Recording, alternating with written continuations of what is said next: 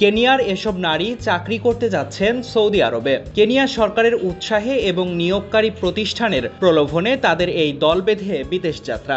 2 বছর সৌদি আরবে থাকবেন, গৃহকর্মীর কাজ করবেন, এরপর বেতনের টাকায় দেশে ঘরবাড়ি করবেন, সন্তানদের শিক্ষিত করবেন ও নিজেদের ভাগ্য ফেরাবেন, ভবিষ্যৎ সুরক্ষিত করবেন। এমনই সব প্রত্যাশা নিয়ে প্রতিদিনই শত শত নারী যাচ্ছেন মধ্যপ্রাচ্যের দেশ সৌদিতে। যদিও প্রত্যাশা আর বাস্তবতায়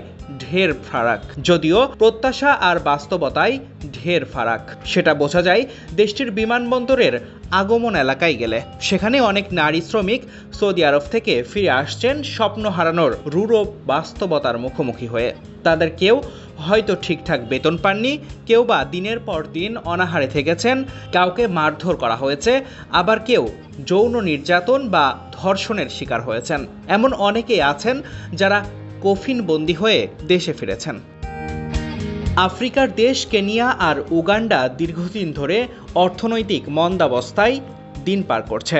দেশ দুটির আয়ের অন্যতম উৎস বিদেশ থেকে শ্রমিকদের পাঠানো বিপুল রেমিটেন্স। বিশ্বের অনেক দেশ সৌদি আরবের কাছ থেকে শ্রমিকদের নিরাপত্তা নিশ্চয়তা পাওয়ার পরই দেশটিতে শ্রমিক পাঠায়। নথিপত্র ঘেঁটে দেখা গেছে কেনিয়া ও উগান্ডা সেই সুযোগ পায়নি। সৌদি আরবে গত 5 বছরে কেনিয়ার অন্তত 774 জন শ্রমিক মারা গেছেন, বেশিরভাগই নারী। এর মধ্যে 2024 সালে মারা গেছেন 55 জন। এ সংখ্যা আগের বছরের তুলনায় দ্বিগুণ। ময়নাতদন্তের প্রতিবেদনগুলো অস্পষ্ট আর পরস্পর বিরোধী। বলা হয়েছে কেউ হয়তো ট্রমায় মারা গেছেন, কেউ বা পুড়ে কিংবা বিদ্যুতায়িত হয়ে মারা গেছেন, অর্থাৎ তাদের স্বাভাবিক মৃত্যু হয়েছে। কিন্তু বাস্তবতা কি তাই? বর্তমানে প্রতি মাসে বেশ কয়েকবার কেনিয়ার প্রত্যন্ত এলাকাগুলো হতে অনেকে সৌদি আরব থেকে আসা কফিন বুঝে নেওয়ার জন্য রাজধানী নাইরোবিতে আসছেন।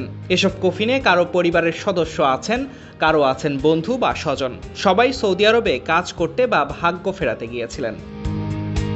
নির্যাতনকারী নিয়োগকর্তার হাত থেকে বাঁচতে একজন অল্পবয়সী মা 3 তলা ভবন থেকে ঝাঁপ দেন। এতে তার মেরুদণ্ড ভেঙে যায়। অন্য এক নারী অভিযোগ করেন তার নিয়োগকর্তা তাকে ধর্ষণ করেছিলেন, পরে গর্ভধারণ করলে তাকে নিজ দেশে ফেরত পাঠিয়ে দেন। উগান্ডার আয়েশা মেমে সৌদি আরবে কাজ করতে গিয়ে মারা যান। এ বিষয়ে তার স্বামী বলেন তার স্ত্রীর নিয়োগকর্তা তাকে 2টি বিকল্প দিয়েছিলেন, হয় স্ত্রীর মরদেহ ফেরত পেতে পারেন অথবা তার স্ত্রীর বকেয়া বেতন $2,800 পাবেন। যে কোনো একটি বেছে নিতে বলা হয় তাকে। তিনি বলেছিলেন, আপনি আমাকে মজুরি বকেয়া অর্থ পাঠান আর নাই বা পাঠান, আমি আমার স্ত্রীর মরদেহ ফেরত চাই। শুধু কেনিয়া নয়, আফ্রিকার আরেক দেশ উগান্ডার অনেক নারী শ্রমিক সৌদি আরবে মারা গেছেন, যদিও উগান্ডা সরকার সেই সংখ্যা প্রকাশ করেননি। কেনিয়া ও উগান্ডার প্রায় 1,05,000 শ্রমিক এখন সৌদি আরবে কর্মরত রয়েছেন। এটা সৌদি আরবের সরকারি হিসেব। তাদের বেশিরভাগই নারী। তারা মূলত গৃহকর্মী হিসেবে রান্না, পরিচ্ছন্নতা ও শিশুদের দেখাশোনার কাজ করেন। সাংবাদিক ও অধিকার সংগঠনগুলো বলছে তারা দীর্ঘদিন ধরে সৌদি আরবে শ্রমিক নির্যাতনের কথা বলে আসছে, আর এজন্য দায়ী দেশটির পুরনো শ্রমিক আইন। Desk report, news now 24।